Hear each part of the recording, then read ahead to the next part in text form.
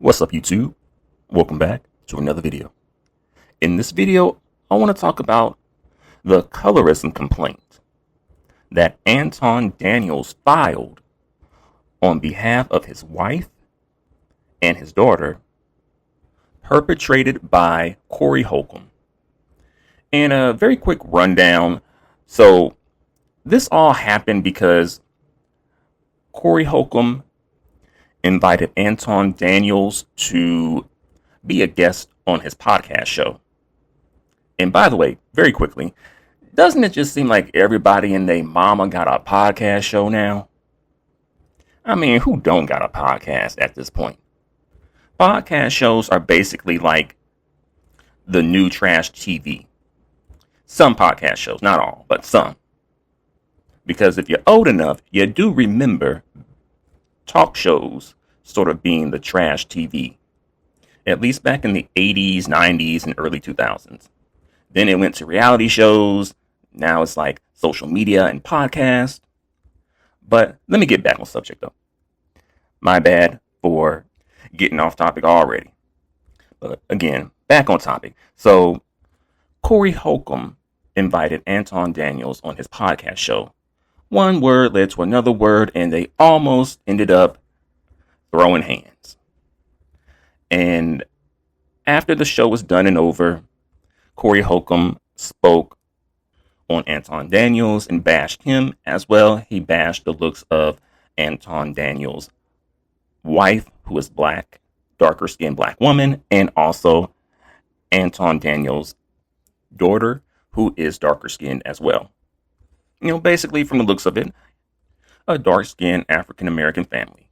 Beautiful, right? But what Corey Holcomb said about Anton, his wife, and his daughter, of course, was not beautiful. And Anton he believes that this is coming from a place of colorism directed at the looks in regards to his wife and his daughter. Why can't folks just keep their issue on the person who they have an issue with? Because as far as I know, I don't think his wife or his daughter were even there with Anton when he was at Corey Holcomb's podcast show. And I don't think they even spoke out about the whole situation at all. But Anton believes that Corey Holcomb bashed the looks of his wife and his daughter because they are dark-skinned. And I won't dismiss the colorism aspect of that. But I will say that I believe, based on what I've heard Corey Holcomb say, I don't think he mentioned skin tone specifically.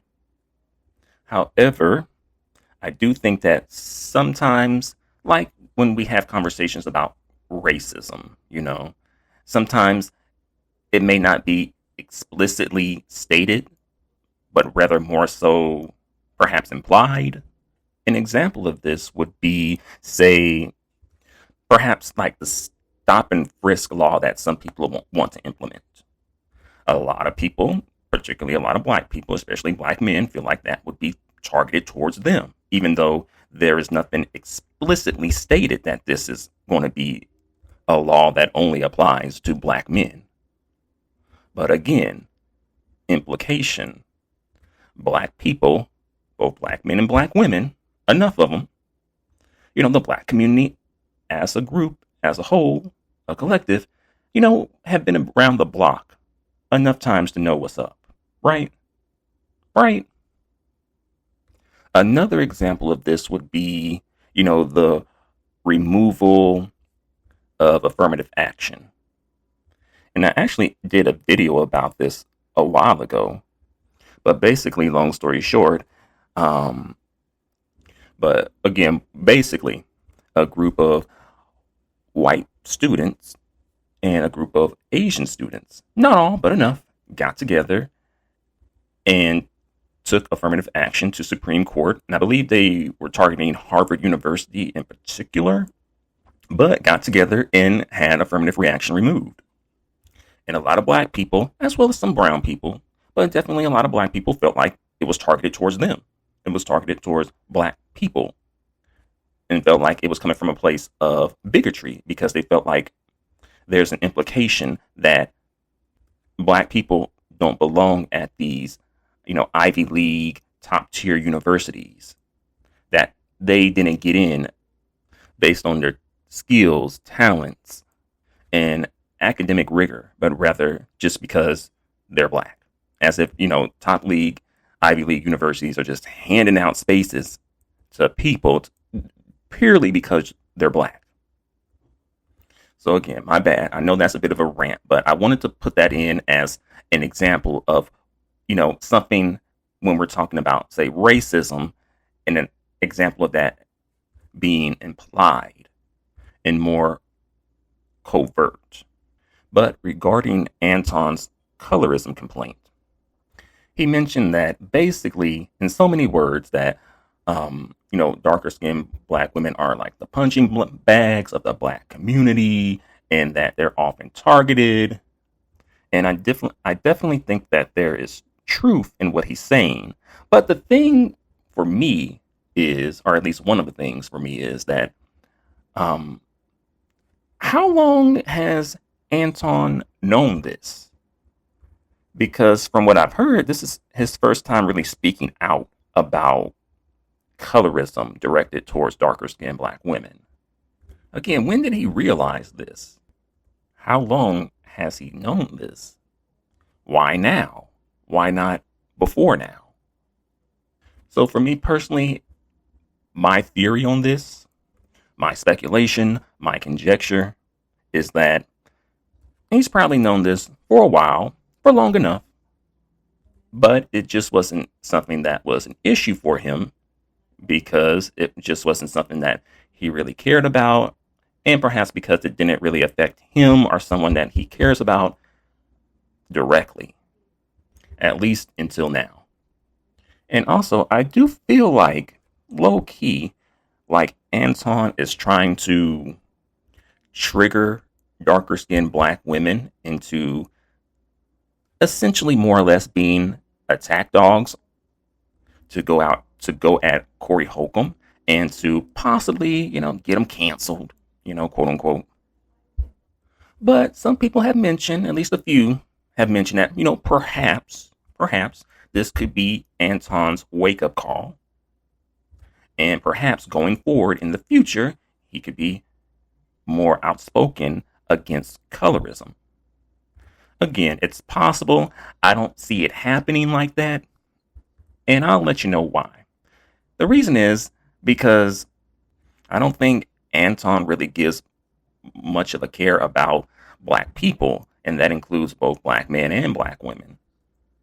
And also, people are speculating, I don't know if this is true or not, but again, people are speculating that Anton has a lighter skinned side chick who I believe was also with him when he was on the Corey Holcomb show. And from what I heard, again, this is hearsay, from what I heard, that Corey Holcomb also, cussed his alleged light-skinned side chick out too. But, notice, when he was going after Anton, he mentioned the looks of Anton's wife and his daughter in a negative way. But notice he didn't go after the looks of the alleged light-skinned side chick. And to an extent, he even implied that the reason that Anton was able to pull her was because he got money. And by the way, just for the record, I do think it's really foul that Corey Holcomb, said what he said about Anton's wife and especially his daughter. And I'm not even sure if Anton's daughter is an adult yet. Again, I'm not sure, but still, whether adult or child, it's still wrong. But if she is underage and still is a child, then that's even more wrong. It's even worse. But don't get it twisted. I personally believe that both Corey Holcomb and Anton Daniels are basically two sides of the same coin. Anton is just a more sophisticated version of Corey, and Corey is just a less sophisticated version of Anton. Because from what I heard, again hearsay, but from what I heard, both of them have a record of speaking very, very poor, very grimy about black women and probably just women in general. But, black women are definitely a part of it. And also for many people, the whole pro-black thing is a hustle. It's a hustle that they end up turning to at one point or another because the lane that they were in before the pro-black hustle ended for them for one reason or another. So they jump on the whole pro-black train, the whole pro-black movement, because there's money to be had in it. And especially from some of these black women out here who are very eager, thirsty to see black men talking that pro-black talk. And y'all know, black women, not all but enough, love some pro-black seasoning. They love some pro-black flavor. But the thing is, that pro-blackness seems to consistently skip over black women, at least when it counts. Because you don't really hear about black women's issues and complaints being prioritized at all. Sometimes not even acknowledged. I'll put it like this. There's no such thing as black men's issues, at least within the black community. And I would argue even outside of the black community, but especially in the black community, there's no such thing as black men's issues. And I know some of you are thinking, well, what are you talking about? Of course black men have issues. Of course. What are you talking about? Coon! Put the pitchforks down. Extinguish the fire at the stake. And let me explain exactly what I mean by that. When I say that there's no such thing as black men's issues, what I mean is that black men's issues are almost always prioritized and presented as black community issues. These are issues that affect the black community. Even if you were to run the stats and see that, well, this issue tends to affect black men way more than black women. So, shouldn't just be a black man's issue. Why is it being framed as a black community issue especially when the same thing isn't done on behalf of black women's issues? But in my opinion, it's framed like that because black men especially want the support. They want the numbers. And they know that when black women are involved, it's going to get done, right? But the same isn't done on behalf of black women's issues. And I believe this is partly because a lack of concern and a lack of resources, human resources in particular.